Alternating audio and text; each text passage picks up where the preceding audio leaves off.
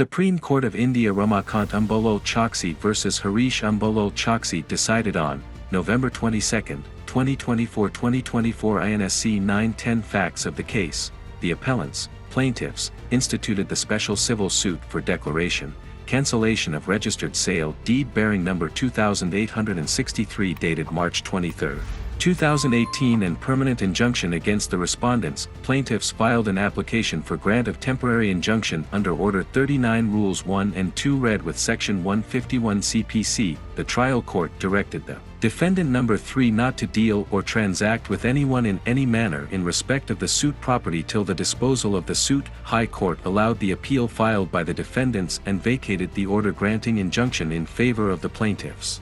Findings of the court. In the case of Anand Prasad Agarwal vs Tarkeshwar Prasad reported in 2001, 5 SCC 568, it was held by this court that it would not be appropriate for any court to hold a mini-trial at the stage of grant of temporary injunction. The burden is on the plaintiff, by evidence aliened by affidavit or otherwise, to prove that there is a prima facie case in his favor which needs adjudication at the trial. The existence of the prima facie right and infraction of the enjoyment of his property or the right is a condition precedent for the grant of temporary injunction. Prima facie case is not to be confused with prima facie title, which has to be established on evidence at the trial. Only prima facie case is a substantial question raised, bona fide, which needs investigation and a decision on merits. Satisfaction that there is a prima facie case by itself is not sufficient to grant injunction. The court further has to satisfy that non-interference by the court would result in irreparable injury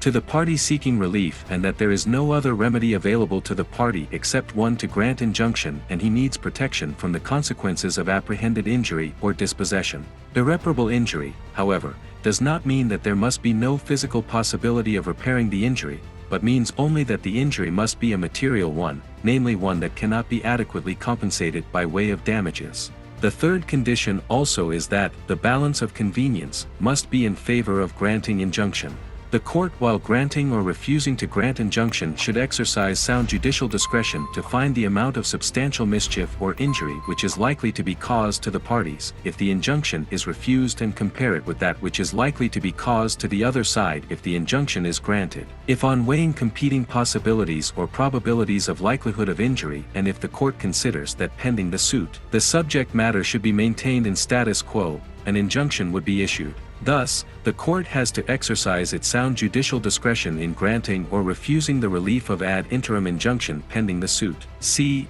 Dolpat Kumar vs Prahlad Singh reported in 1992, 1 SCC 719. Any order made in conscious violation of pleading and law is a perverse order. We are of the clear view that in the facts of the present case, the High Court overstepped its appellate jurisdiction under Order 43 of the CPC and substituted its own view for the one taken by the trial court without giving any categorical finding as to why the order of the trial court could be said to suffer from any perversity, capriciousness, arbitrariness, malefides, or having been passed in ignorance of the settled principles governing the grant of injunction under Order 39 of the CPC. The High Court failed to point out any perversity in the order of the trial court which occasioned it to set aside the grant of injunction. We are of the view that the High Court ought to have limited itself to adjudicating the correctness of the order of the trial court on the settled principles of law and should not have taken into consideration any other extraneous matters, more particularly when the suit is still pending for adjudication on merits before the trial court. It is also pertinent to observe that immediately after the High Court set aside the order of the trial court granting interim injunction,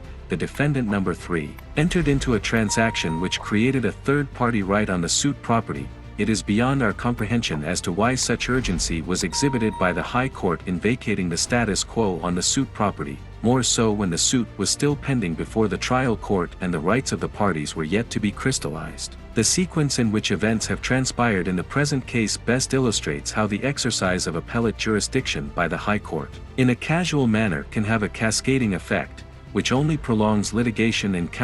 serves the interest of justice. We may give one appropriate illustration of a suit for specific performance of contract based on an agreement of sale. In a suit wherein the plaintiff prays for specific performance and if the defendant is not restrained from selling the property to a third party and accordingly a third party purchases the same bona fide for value without any notice of the pending litigation and spends a huge sum for the improvement thereof or for construction thereon, the equity in his favor may intervene to persuade the court to decline, in the exercise of its discretion, the equitable relief of specific performance to the plaintiff at the trial and to award damages only in favor of the plaintiff. It must be noted that Rule 1 of Order 39 of the Code clearly provides for interim injunction restraining the alienation or sale of the suit property. And if the doctrine of lease pendens as enacted in Section 52 of the Transfer of Property Act was regarded to have provided all the panacea against pendant light transfers, the legislature would not have provided in Rule 1 for interim